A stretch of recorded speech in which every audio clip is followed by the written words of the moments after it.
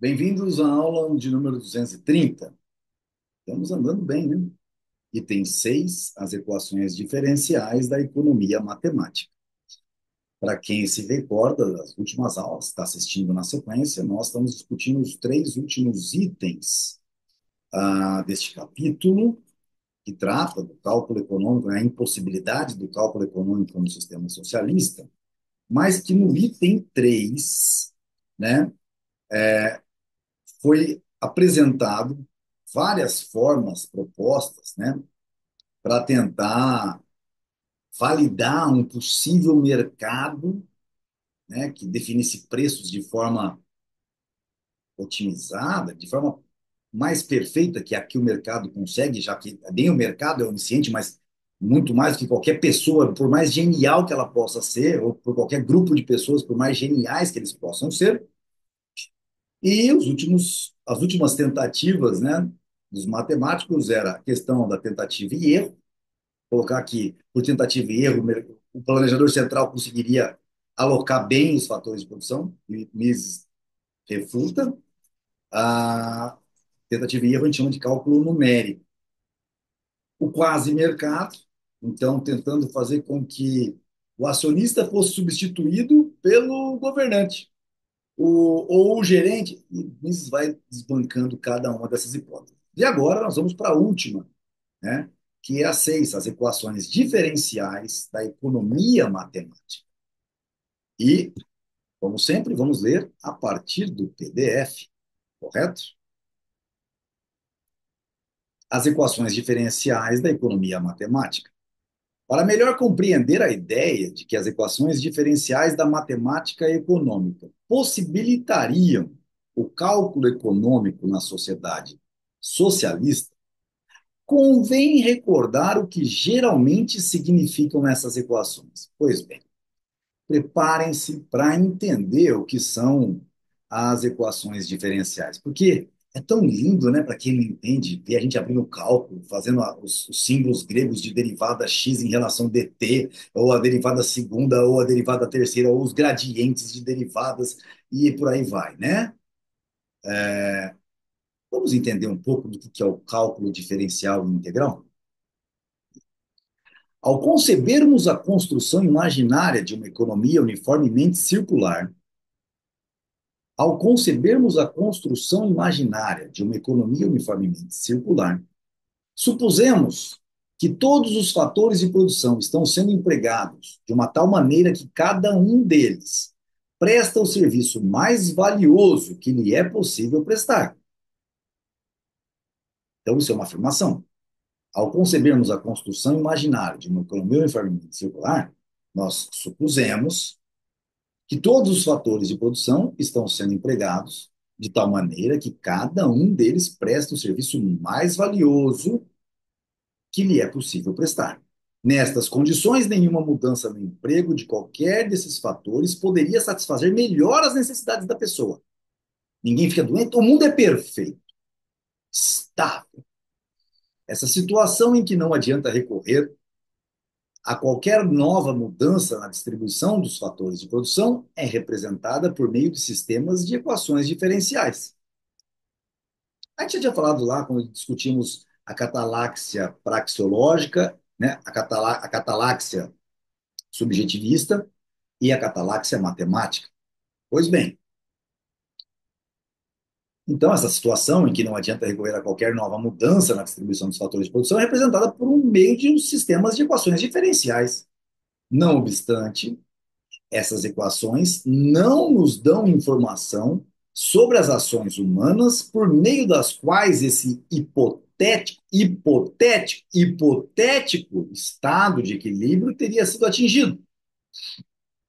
O que elas informam é o seguinte: se nesse estado de equilíbrio estático, M unidades de A são empregadas para produzir P e N unidades de A para produzir Q, nenhuma outra mudança no emprego das unidades disponíveis de A poderia resultar num aumento da satisfação de necessidades, mesmo se admitirmos que A é perfeitamente divisível e adotarmos a unidade de A como infinitesimal, seria um erro grave afirmar que a utilidade marginal de A seria a mesma em ambas as utilizações.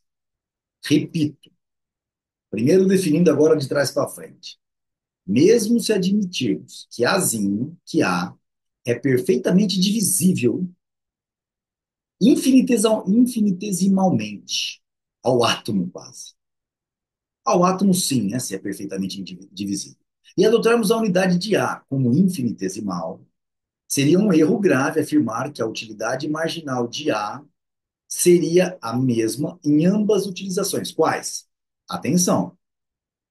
Se em um estado de equilíbrio estático, M unidades de A são empregadas para produzir P e N, uma quantidade diferente de A para produzir Q, nenhuma outra mudança no emprego das unidades disponíveis de A, o que sobrou de A, tem M unidades de A, N unidades de A, mas nenhuma outra mudança na quantidade de A existente para qualquer outra coisa poderia resultar num aumento da satisfação de necessidades. Ah, tá sobrando A? Vamos botar M mais um para produzir P. Não, não, não. Ninguém faz isso. Ninguém faz isso. Está todo mundo satisfeito, inclusive com o que tem. Ninguém quer ter nada, nem uma gotinha a mais de nada. Esse estado de equilíbrio é uma construção puramente imaginária. No mundo real, cambiante, jamais chega a existir. Não corresponde à situação vigente hoje, nem a qualquer outra situação possível. Na economia de mercado é a ação empresarial que continuamente faz variar as relações de troca e realoca os fatores de produção. Um homem empreendedor descobre uma discrepância entre os preços dos fatores complementares de produção e os futuros preços dos produtos, segundo imagina que vão ser, e tenta tirar vantagem dessa diferença em seu próprio benefício. É isso que faz o empresário. Essa é a origem do lucro empresarial. Esse futuro preço que o empreendedor tem em mente não é certamente o hipotético preço de equilíbrio. A nenhum ator da cena econômica interessa a noção de equilíbrio ou de preços de equilíbrio. Esses conceitos são estranhos à vida real, são estranhos à ação. São ferramentas auxiliares do raciocínio praxeológico, cujo emprego é necessário quando a mente humana não tem outro meio de conceber a incessante mobilidade da ação, a não ser contrastando-a com a noção de um repouso perfeito. Então, ó, mais uma vez, ele falou isso lá atrás, quando definiu a economia uniformemente circular, a economia em equilíbrio. Horas. Esse futuro preço que o empreendedor tem em mente não é certamente o hipotético preço de equilíbrio. A nenhum ator da cena econômica interessa a noção de equilíbrio ou preços de equilíbrio. Esses conceitos são estranhos à nossa vida real, a gente não consegue nem conceber. São estranhos à ação. Se o homem age é porque não existe tal coisa. Horas. Então, para que a gente usa isso? São ferramentas auxiliares do raciocínio praxeológico, cujo emprego é necessário quando a mente humana não tem outro meio de conceber a incessante mobilidade da ação, a não ser contrastando-a com a construção imaginária da noção de um repouso perfeito. Para o teórico, toda mudança é um passo adiante no caminho que, se não ocorrerem novas mudanças, conduzirá finalmente a um estado de equilíbrio. Nem os teóricos, nem os capitalistas, e nem os empreendedores, nem os consumidores têm possibilidade de, com base no seu conhecimento da realidade presente, formar uma opinião sobre o nível futuro desse preço de equilíbrio. É uma construção imaginária, uma abstração imaginária. Não há necessidade de que se tenha essa opinião. O que impulsiona um homem a mudar e a inovar não é a visão de preços de equilíbrio, mas a antecipação do nível de preços de um limitado número de artigos, que ele está querendo vender e ganhar dinheiro, que prevalecerá no mercado na época prevista para sua venda.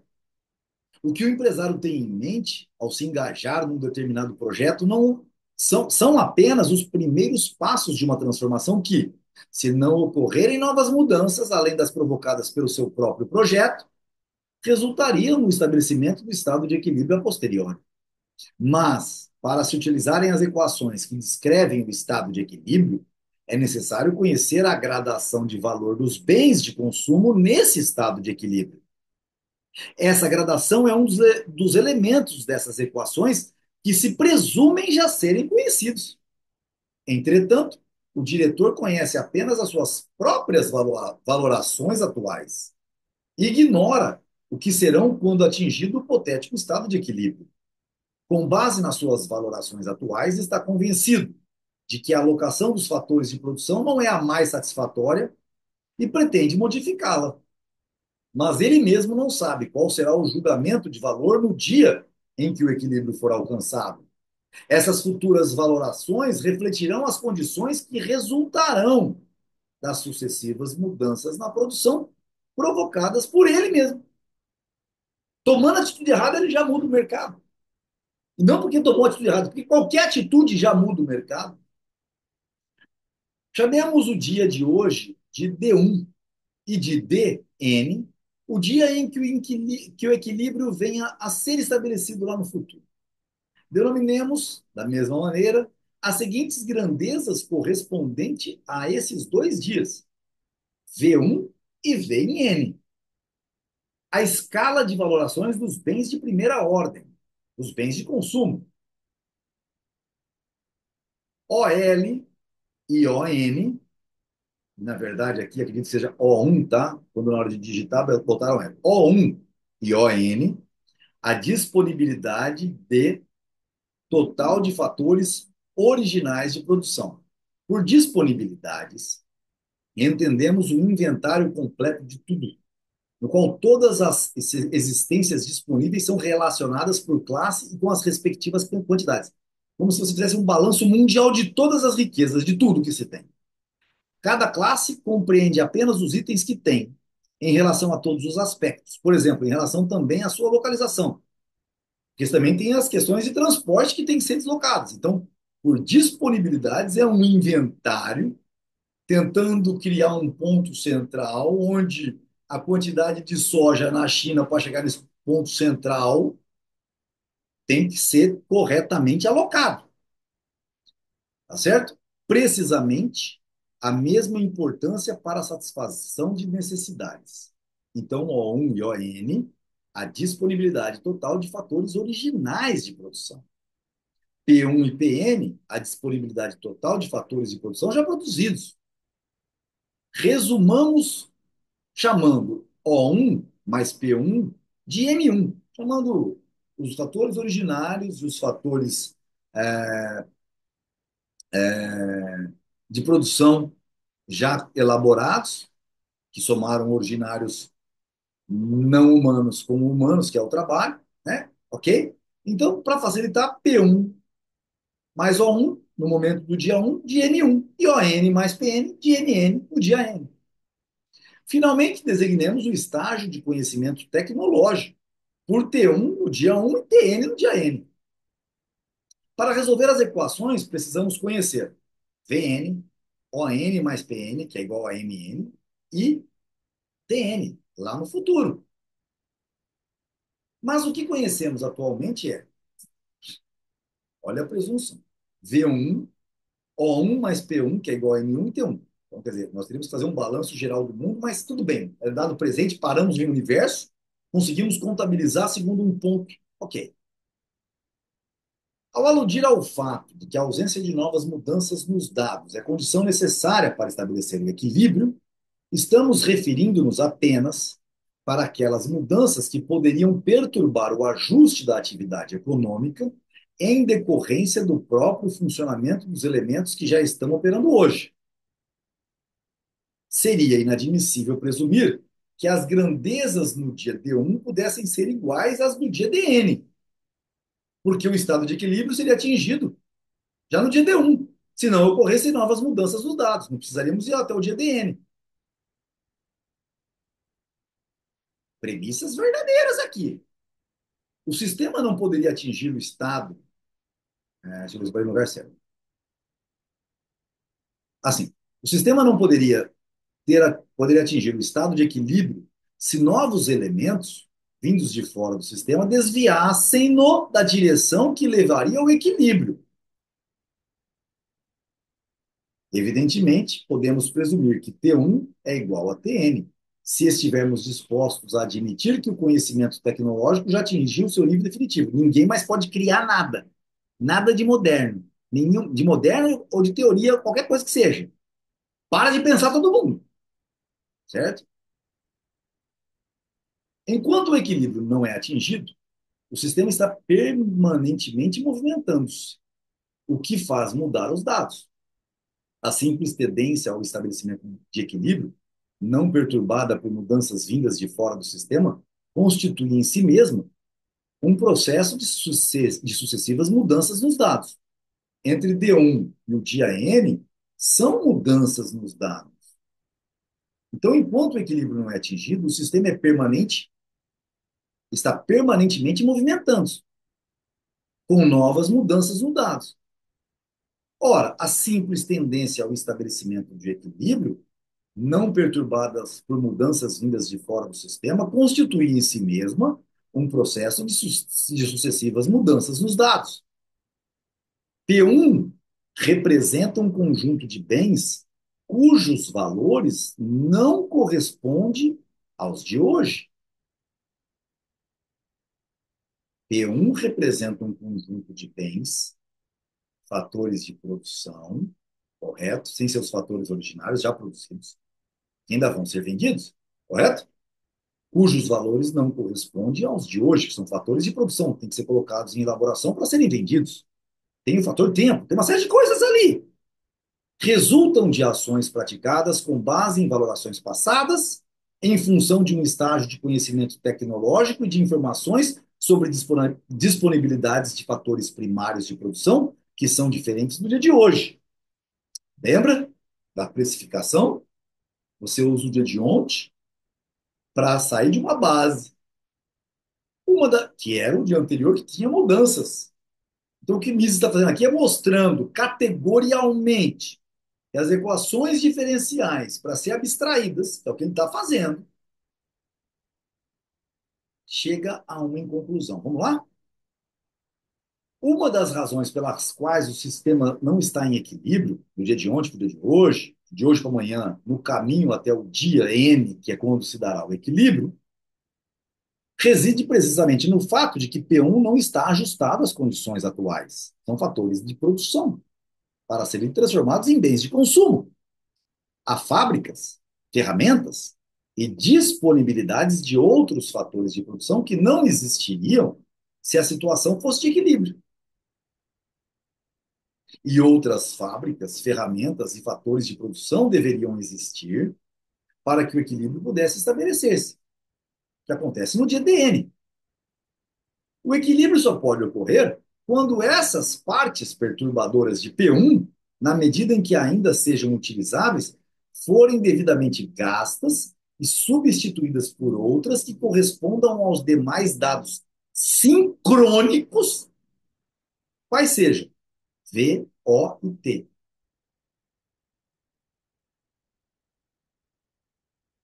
O que o agente homem precisa saber não é a situação no estado de equilíbrio, mas qual a melhor maneira de transformar gradualmente P1 em PN?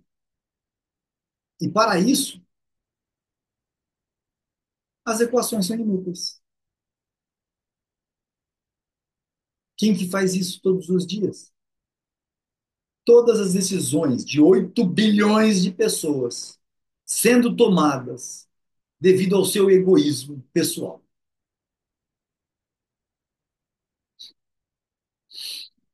Quando eles fazem as equações vindas, um economista, quando você vê um economista escrevendo uma equação diferencial, ele não está fazendo absolutamente nada. Ele está olhando um estado pitoresco, uma construção imaginária, que nada reflete a vida real. Nada. Absolutamente nada. Não se pode conduzir o exame dessas questões eliminando-se P, considerando-se apenas O. O são os fatores originários de produção. Sem dúvida, tanto a qualidade como a quantidade dos fatores de produção já produzidos, ou seja, dos produtos intermediários, dependem exclusivamente da forma como são utilizados Quem, quem, quem resulta em P? O, os fatores originários de produção. Mas a informação que poderia ser obtida dessa maneira só tem validade no caso de situações de equilíbrio. Não nos informa quanto aos métodos e procedimentos necessários para atingir a situação de equilíbrio. A disponibilidade de produtos intermediários, que hoje é P1, não é a mesma que existia na situação de equilíbrio, que existiria, perdão, na situação de equilíbrio. Temos de levar em consideração a realidade, isto é, P1, e não a condição hipotética PM.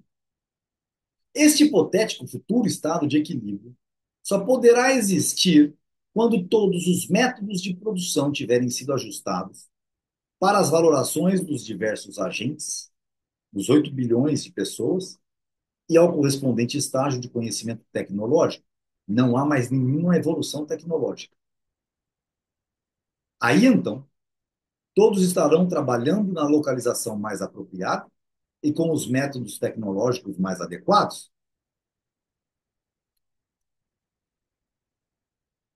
Uma abstração fictícia, pessoal. A economia de hoje é diferente.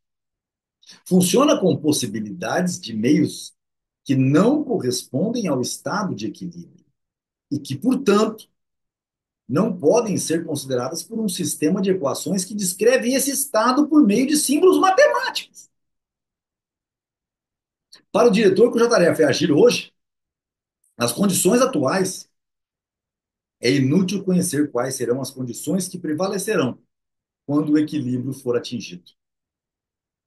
O que ele precisa é descobrir como proceder da maneira mais econômica com os meios de que dispõe hoje e que lhe foram legados por uma época em que as valorações, o conhecimento tecnológico e as informações sobre localização eram diferentes, porque valia o livre mercado. Ele pegou um mundo com riqueza acumulada, para aqueles que querem falar de Noruega ou Suíça, como um senhorzinho, nem entrei na discussão lá no Instagram. Né? Cara, tem hora que não dá, é para desistir. Que se diz de direita, tá? Bom, que é de direita, mas é um socialista. O que ele precisa é descobrir como proceder de maneira mais econômica, com os meios de que dispõe hoje, e que lhe foram legados por uma época em que as valorações, o conhecimento tecnológico e as informações sobre localização eram diferentes. O que precisa saber é qual o próximo passo a ser dado. Para isso, as equações não lhe ajudam em nada. Suponhamos que um país isolado, cujas condições econômicas sejam similares às da Europa Central no meio do século XIX, seja governado por um ditador perfeitamente familiarizado com a tecnologia americana de nossos dias. Este governante saberia, de uma maneira geral, que os objetivos deveriam conduzir a uma economia. De uma maneira geral, a que objetivos deveria conduzir a economia sob seu comando.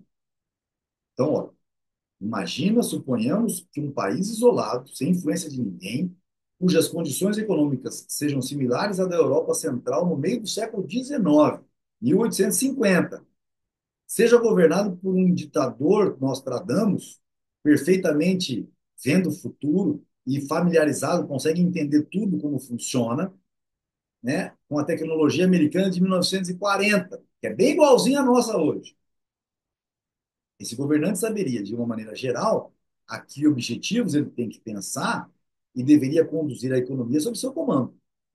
Entretanto, mesmo o pleno conhecimento das condições da América de hoje, de 1940, de nada lhe valeria para solucionar o problema que tem diante de si.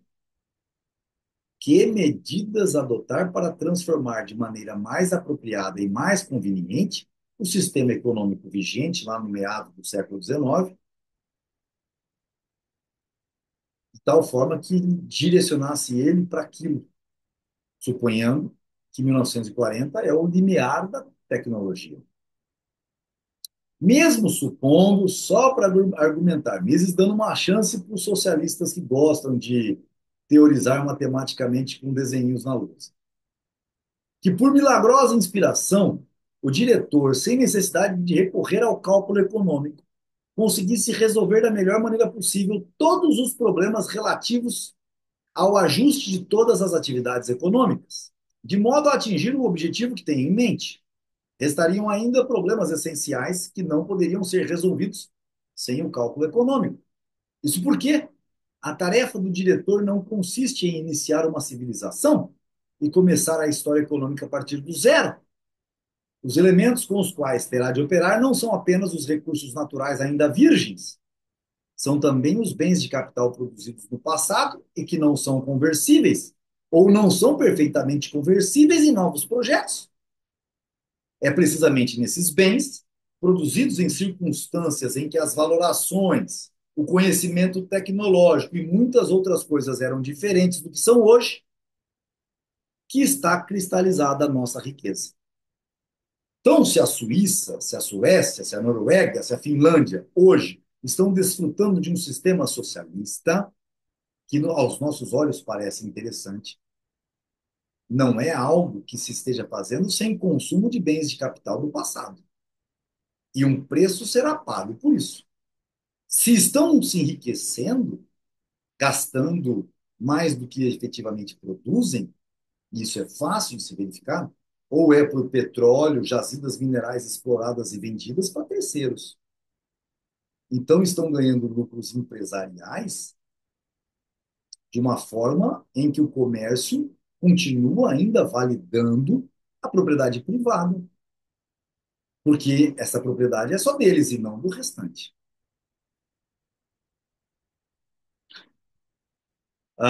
Sua estrutura, qualidade, quantidade e localização são de primordial importância nas futuras decisões da atividade econômica.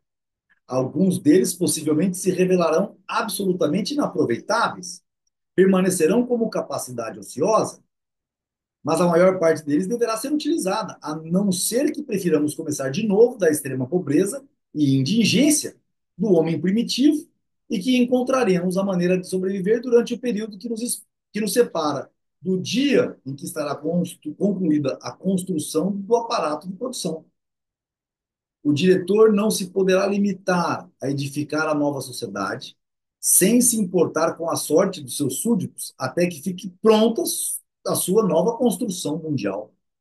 Terá de procurar empregar da melhor maneira possível todos os bens de capital já existentes. Não só os tecnocratas, mas também os socialistas de todos os matizes reiteram incessantemente que o que torna possível a realização de seus planos ambiciosos é a enorme riqueza já acumulada. Então, o senhorzinho lá no Instagram está dizendo, não, mas eles acumularam, agora eles vão colocar de forma possível a realização de seus planos ambiciosos, porque já acumulou e agora vamos fazer a coisa andar. Mas, como eu disse, a riqueza acumulada tem dono. Ainda que você defina que vai viver autarquicamente e comprar somente as necessidades com aquilo que se vende aqui dentro, alguém pode resolver comercializar com outro. E como os bens são escassos, em determinados momentos, essas pessoas estarão consumindo seus bens de produção. Ora, como o mundo não vive numa economia uniformemente circular, isso é óbvio.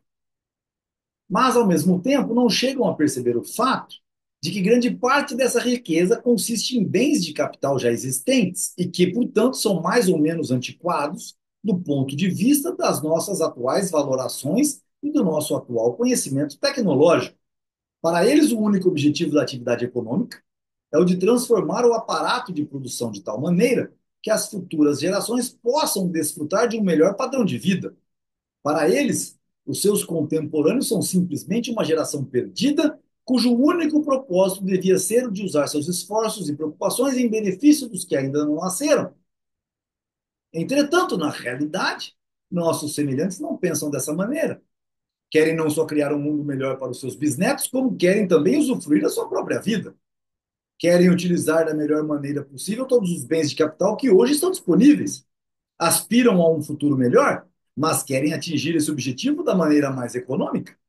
E para isso não podem prescindir do tal do cálculo econômico. Foi um erro grave acreditar que seria possível, mediante operações matemáticas, definir um hipotético estado de equilíbrio com base no conhecimento das condições de um estado de não equilíbrio. Não menos errado foi supor que esse conhecimento das condições de um hipotético estado de equilíbrio pudesse ser de alguma utilidade para o agente homem, na sua busca da melhor solução para os problemas do seu dia a dia. Imagina quanto dinheiro FAPESP, CAPES, e no mundo inteiro, financiando teses de economia com essas coisas, gente. Isso não serve para absolutamente nada. Talvez hoje para limpar o bumbum. Não sei se aquela tinta preta da impressora resolve alguma, ajuda ou atrapalha. Não há, portanto, a necessidade de enfatizar o fabuloso número de equações que teriam de ser resolvidas cotidianamente, o que por si só já tornaria esse método inviável. Mesmo se essa fosse realmente uma alternativa razoável para o cálculo econômico de mercado. Em relação a esse problema algébrico, ver Pareto, né? Manual da Política Econômica, e seguintes, né? Hayek, Planejamento Econômico Coletivista. Fica evidenciado que a construção de computadores eletrônicos não afeta o nosso problema. Porque alguém pode falar, mas agora nós temos a computação quântica, que faz abstrações matemáticas infinitas. O problema é que o homem não é previsível. Bom, encerramos aqui todas as discussões existentes até hoje que invalidam o sistema socialista, baseado numa coisa muito simples: a piora na alocação dos recursos sem o livre mercado, porque não se dá para fazer o cálculo econômico sem.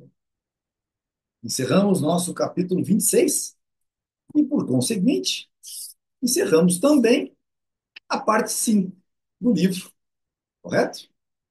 Vamos para a parte 6, a intervenção no mercado. Agora nós vamos falar, porque o socialismo já ficou para trás, não é? Aparentemente sim, aparentemente sim. E agora vamos falar do quê? Da velha e boa social-democracia, do intervencionismo, agências reguladoras, tudo aquilo que o Fernando Henrique criou na batuta, seguindo os seus papaizinhos socialistas fabianos. Até a próxima aula.